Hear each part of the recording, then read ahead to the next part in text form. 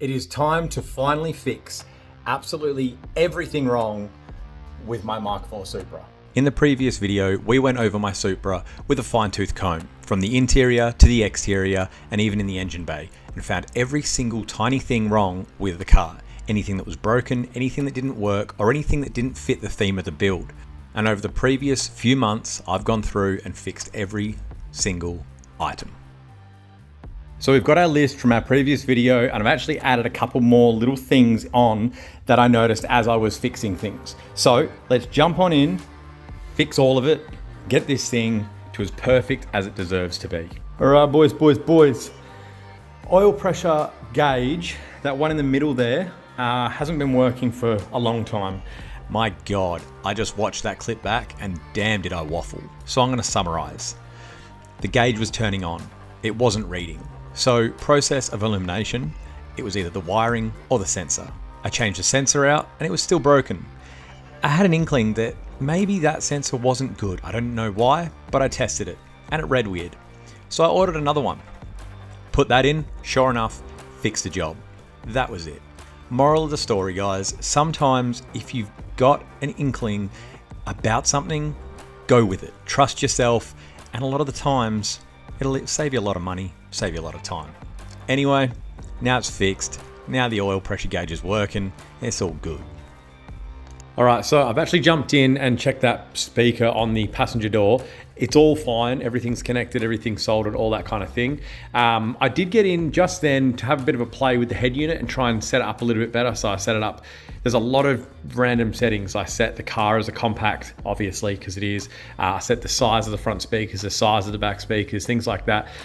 I think the thing that I need help with is going to be the frequencies, because I've got high pass filter on the front, or on all the speakers, and I've got low pass filter on the sub that sits behind the seat, which you can't see because it's all hidden. I'll show you guys all that because I'm going to open all that back up. So if none of you have seen before, this is the underside of all of that pretty cover. So obviously I've still got my spare, I've got a fire extinguisher and the compressor for my air cups, and then obviously the tank and hard lines and so on. And then over here we have a SoundStream amp, and underneath we have a Blaupunkt amp. Before someone jumps in the comments and goes, Adam, those cables aren't cable tied. Oh, that looks gross. Yeah, it does look gross. That's why I've got beauty panels over the top. We've done a little bit of tuning and just relearning the whole system. So what actually this is there's two RCA outs. One goes to the sub amp, one goes to the 4-channel, but it's split, right? So instead of having front and back, I actually had it set up really weird. So we'd push it all the way left and it would go all the way front, and all the way right went all the way back. So we increased the gain on the rear speakers. We took off the high pass filter from the front speakers because it was high pass filtering and then getting high pass filtered again into here. So full range on the front speakers, high pass on the rears because they're the cheaper ones. Got the front and back balance correct. Or the left and right balance correct, because front and back doesn't exist. Front and back is speakers or sub. So we lent it a little bit towards the sub because it's so powerful. Then we can turn it up really loud. When it is really loud, it's very impacting because the speakers are now running full mid-range. So it sounds so much better. I'm not gonna play it for you because you won't be able to tell the difference, but that is all fixed. I'm just chucking in the covers, pop it away, and yeah, that's one more thing ticked off. Also, while I've got you here, I just want to, not big note myself, but just show you the extent I've gone to on this cover. So obviously, if you were to put all of this cover just on little brackets down here, it's all gonna lean back and fall on the sub, the amp, all that kind of thing. So you see that strap there? There's one on the other side, and it connects to this L bracket. That's an L bracket, that piece right there, then to the strap, and then the panel goes on the top of it. There is a riv nut at the back of it, like you can see there. So it actually holds it off of everything. So it's actually supported. Like I could put my gym bag on this and it wouldn't drop. It'll stay exactly where it is. So just putting those little extra bits of effort in. And there it is, all back together. Nice and tidy. Nice and tidy. All right, so something that has bugged me about the interior of this car a little bit, and I do want to fix it, is the fact that all the gauges aren't uniform. Now, these are meant to be white, but you can clearly tell they're green because you can see that one down in the bottom is actually white. That's the white setting of these gauges, but you can tell me what you reckon, but I reckon that looks red. Down here is blue, that's white, blue. So I don't mind that being white, because like, obviously that's all fine. But here's blue. These I can change to blue. So it's a little bit of wiring, and I can change that to blue. And these are very easy to change to blue, and blue with a slight green tinge is just gonna look like blue, so that's fine. What I need to do first before I go and order the T10 and T5 LEDs for there is actually do this wiring. So pretty sure all I have to do is either pull out the yellow wire or pull out the white wire, and it swaps the color. So let's jump in there and see if we can find where I wired it freaking 14 years ago or whenever it was. All right, so they were wired under there, which makes that convenient. And that I swapped that over from the yellow, from the white to the yellow, and now they start up as normal. And then the blue. I know it's kind of purpley blue, but it's the best we're gonna get. This one though is still red, so I need to pull all this apart and find out where I wired that. All right, so yeah, that was wired just back here. That was a pretty easy one. So now,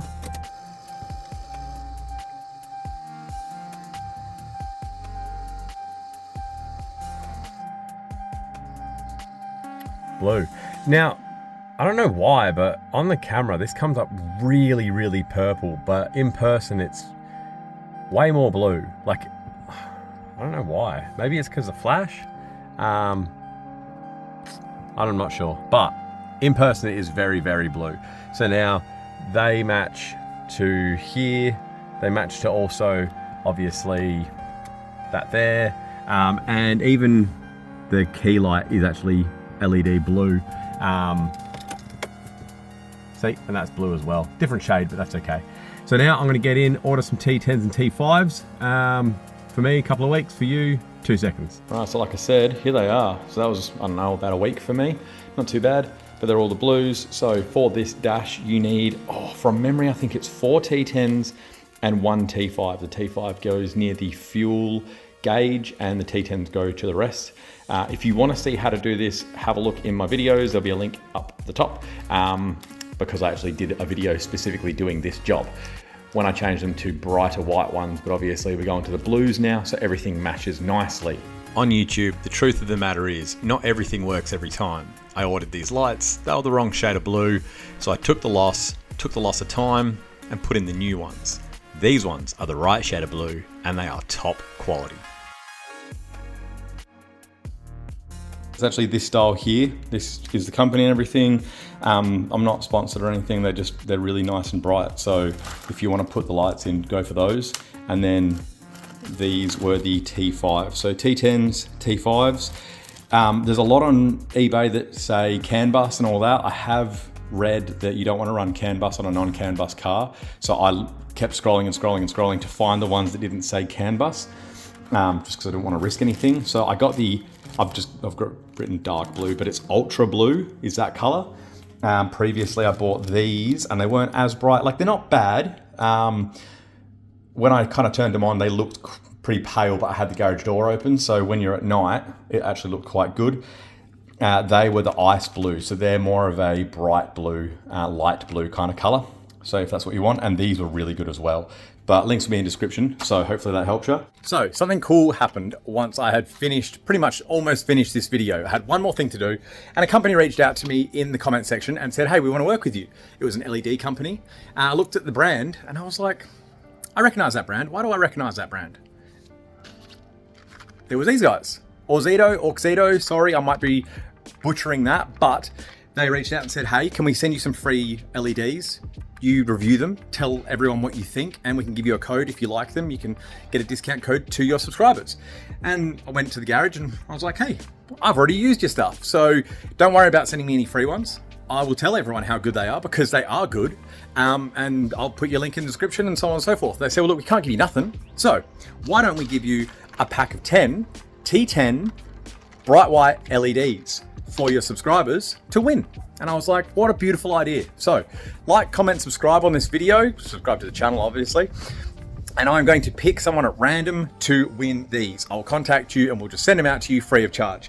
Remember, they are T10s, so they're gonna fit somewhere in your car. Like most cars have a T10 somewhere, even if it's just your Parkers. They're gonna fit somewhere. So obviously we went white because we want it to match your theme.